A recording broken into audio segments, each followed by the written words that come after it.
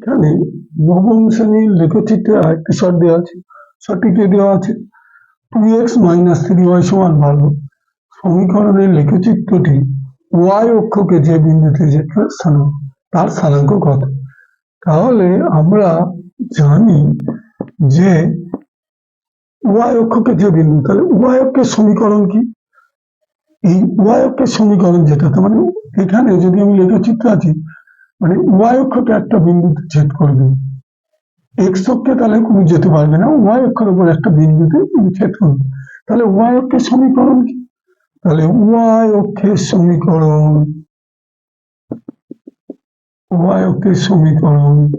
কত? x = 0। এখন এই যে সমীকরণটা দেওয়া আছে 2x - 3y = 12, এখানে x এর জায়গায় 0 বসালে তাহলে 2 এ 0 0, তাহলে এখানে 0 হয়ে গেলে এখানে পড়ে থাকছে 3y সমান -3y = 12। তাহলে y সমান 12 - 3, 3 4 12, তাহলে y সমান -4। তাহলে এক্ষেত্রে বেরিয়ে গেল y সমান 4। তাহলে y অক্ষকে -4 এ ছেদ, তাহলে x এর তো 0, y 4, তাহলে বিন্দুটির স্থানাঙ্ক সমান